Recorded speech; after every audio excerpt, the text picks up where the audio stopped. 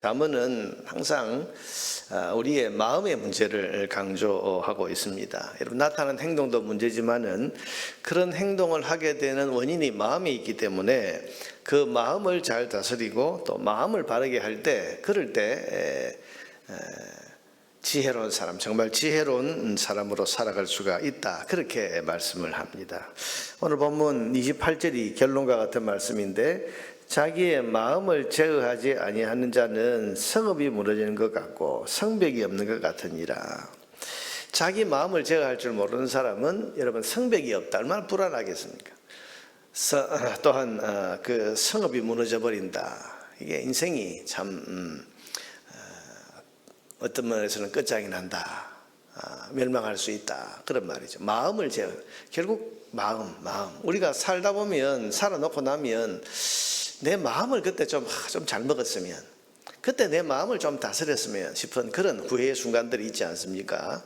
오늘 잠언 말씀은 자기 마음을 제어하는 것이 튼튼한 성벽이 갖추어진 성읍에서 사는 것 같이 그렇게 지혜롭고 안전한 삶을 사는 것이다, 마음의 문제를 강조하고 있습니다. 그럼 자기 마음을 제어한다는 것은 구체적으로 어떤 것인가? 첫째는 좋은 것이라도 절제하는 것이라고 말합니다. 16절에 보면 너는 꿀을 보거든 조카리만큼 먹으라, 과식함으로 토할까 두려우니. 조카리만큼 먹으라는 것은 적당히 먹으라는 거죠. 너무 많이 먹지 마라. 과식하면 토할까 두려우니라. 여러분, 꿀은 달콤하고 몸에 좋은 것이지만 맛있고 입에 달다고 해서 절제하지 못하고 지나치게 먹으면 이게 탈이 날 수가 있다, 그렇게 말씀합니다. 과하면 안 좋다는 거죠. 17절에도 좋은 이웃이고 또 친한 사이라도 너무 자주 왕래하면, 그래서 너는 이웃집에 자주 다니지 말라. 이 좋은 사이고 친한 사이니까 자주 왕래를 했는데 너무 자주 다니는 것은 좋지 않다. 왜? 그가 너를 싫어하며 미워할까 두려우니라. 여러분, 아무리 좋은 사이라도 너무 자주 왕래를 하다 보면 그 이웃 간에도 감정이 생기고 미움과 금이 갈 수도 있다고 하십니다. 한마디로 지나치면 모자란만 못하다, 그런 뜻입니다. 그러면 아무리 좋은 것이라도 마음을 제어해야 됩니다. 너무 좋아도 적당하게 절제하는 마음을 가지고 살아야 된다. 그게 지혜라고 말씀을 하십니다. 여러분, 세상에는 항상 좋고 항상 유익한 것은 없기 때문입니다. 그래서 좋은 것도 절제할 수 있어야 된다. 그래서 오늘 말씀대로 우리 마음을 제어한다는 것은 너무 좋은 것에 대해서도 우리가 너무 좋다고 너무 깊이 빠지거나 너무 좋다고 해서 너무 거기에 우리의 삶을 다 빠뜨려서는 안 되고, 적당하게, 누가 그러더라고요. 적당하기가 참 어렵습니다, 그러는데, 그래서 마음을 제어해야 된다. 너무 좋은 것이라도 절제하는 것이 지혜다, 그렇게 말합니다. 둘째로, 반대로 싫은 것에 대해서 또 미운 감정이나 이 태도에 대해서도 우리 마음으로부터 제어할 수 있어야 된다고 하십니다. 18절에 보면 자기의 이웃을 쳐서 거짓 증거하는 사람. 여러분, 왜 이웃에 대해서 거짓 증거를 합니까? 믿기 때문에. 저 미운 사람에 대해서 저 미운 사람이 좀 잘못되고 저 미운 사람이 탁 망했으면 좋겠다, 그래서 거짓말을 동원해서 그 사람을 넘어뜨리려고 하고 그 사람을 공격하려고 하는 것, 이거 무엇과 같다? 방망이요 칼이요 뾰족한 화살이니라. 이웃에게 칼이나 방망이를 휘두르고 뾰족한 화살을 쏘는 것과 같다. 그러니 마음에 밉다고 해서 거짓말까지 하면서까지 그 사람을 넘어뜨리려고 하는 이런 마음도 우리가 제어를 해야 된다.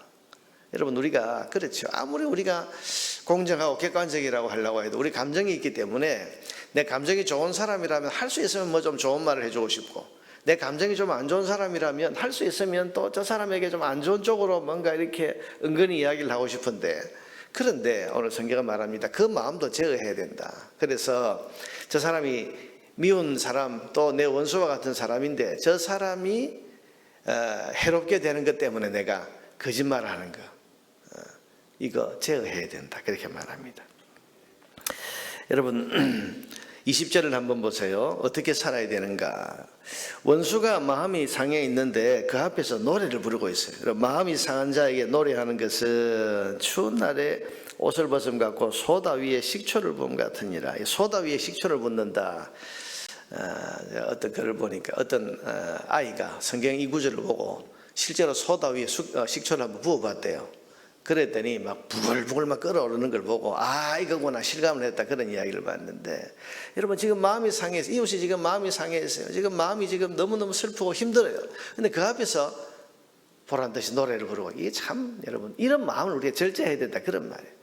우리가 앞에도 보면 원수가 재앙을 만날 때 기뻐하지 마라 그렇게 말했는데 이런 마음을 우리가 제어해야 된다는 것입니다. 그럼 지혜로운 사람은 어떻게 살아야 됩니까? 20절에 보면 21절에 보면 네 원수가 배고파 하거든 음식을 먹이고 목말라 하거든 물을 마시 선을 베풀어라.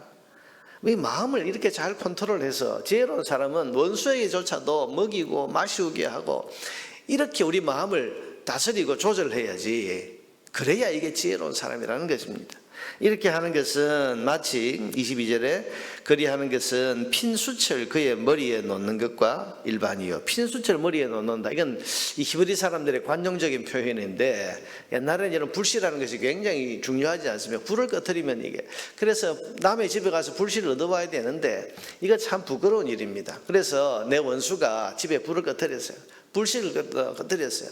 그래서 남의 집에 이제 화로를 들고 불씨를 이렇게 구하러 다니는데 이게 참 옛날 아이들이 오줌 싸고 소금 얻어 다니는 것처럼 이게 참 부끄러운 일이란 말이죠. 불씨를 꺼뜨리는 사람이 어디 있냐. 근데 그렇게 됐을 때 핀수철 머리에 놓아두라.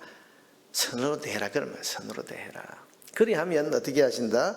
여호와께서 네게 갚아주시리라. 여러분 지혜로운 사람은 하나님이 갚아주시고 하나님이 상을 주시게 하는 그런 삶을 사는 것. 여러분 이런 사람들이 지혜로운 거 아니겠습니까? 그래서 지혜로운 사람은 어떤 사람인가? 하나님이 상 주고 싶고 하나님께서 복을 베풀어 주고 싶은 그런 사람으로 사는 것이 지혜로운 건데 그게 어떤 거다? 미운 사람에 대해서도 원수에 대해서도 우리의 마음을 잘 제어해서 악으로 대하지 않고 선으로 대하고 의로 대하고 이렇게 대하며 사는 것 하나님께서 갚아주신다. 이게 지혜로운 사람이다. 여러분 보세요. 오늘 두 가지를 말씀하셨죠. 좋은 것에 대해서도 마음을 절제해야 돼요. 또 좋지 않은 것에 대해서도 우리가 마음을 컨트롤하고 제어를 해서 우리가 의인답게 살아야 된다는 겁니다. 의인답게 살아야 된다. 그래서 여러분 그 뒤에 말씀들은 이제 앞에 말씀들을 요약한 것인데 저 뒤에 26절에 보면 의인이 악인 앞에 굴복하는 것은 우물이 흐려짐과 샘이 더러워짐과 같으니라. 여러분 의인이 악인 앞에 굴복하지 말아야 된다. 이 말은 악인과 싸워서 이겨야 된다 그런 뜻이 아니고 악인들 앞에서 끝까지 의인다운 태도를 잃지 말아야 된다 그 말씀입니다. 미운 사람, 원수 악한 사람에 대해서 네가 그랬지 그럼 나도 그렇게 하마 이러면 우리 의인됨을 잃어버리는 겁니다. 그렇게 되면 오늘 본문에 뭐라고 그랬습니까? 26절에 우물이 흐려짐과 샘이 더러워짐과 같으니라. 의인의 삶이 더러워지는 거죠. 하나님 백성의 삶이 더러워지는 거면 네가 그랬으니 나도 이렇게 갚아준다 하면서 악을 악으로 갚는 거 이건 우물이 흐려짐과 샘이 흐려짐처럼 우리의 인생을 더럽히는 것이다 그렇게 말씀을 합니다. 의인은 지혜로운 사람은 의인답게 어떤 상황 그래서 끝까지 의인다운 태도를 잃지 않는 것 이게 중요하다는 것입니다. 그러려면 마음을 제어해야 됩니다. 마음을 제어하지 않으면 이게 안 되는 거죠. 너무 좋다고 해서 마치 중독 여러분 중독이란 것이 참 문제가 되고 있는데 그게 다 좋은 걸 가지고 좋다고 하다가 중독에 빠지는 거 아닙니까? 절제하는 마음 이게 있어야 되고 좋지 않은 것에 대해서도 내 마음에 어떤 감정이 있고 또 원수와 같은 그런 사람이 있다고 할지라도 그 마음을 제어해서 악을 악으로 대하지 않고 끝까지 의인됨을 지키면서 하나님이 복 주시고 상 주시는 그런 삶을 살기 위해서 노력하는 것 이게 마음을 제어하는 것이다 그런 말씀입니다. 오늘 아침에 여러분 이 말씀을 우리가 하나님께 주셨다 마음에 믿고 우리 마음을 성령님께서 우리 마음을 다스려 주시도록 기도합시다. 그래서 하나님 오늘도 좋은 것이라도 절제할 수 있는 그런 마음을 주시고 또한 마음의 감정도 성령께서 다스려 주셔서 오늘도 하나님의 백성답게 의인답게 의인다움을 잃어버리지 않는 하나님의 백성다움을 잃어버리지 않는 그런 삶을 살게 해 주십시오라고 우리의 마음을 성령께서 제어해 주시고 그 성령께서 이끌어 주시는 그 은혜로 말미암아 오늘도 마음이 제어된 그런 사람으로 살아서 성읍이 든든하고 또한 성벽이 튼튼하게 세워져 있는 그런 사람 같은 삶을 살게 해주십시오. 우리 그렇게 기도해야 되지 않겠습니까? 그래서 어디에서나 의인답게 서서 하나님께서 복 주시고 하나님께서 상 주시는 그런 복된 삶이 되게 해주시길 위해서 간절히 기도하는 기도의 시간이 되시기를 바랍니다.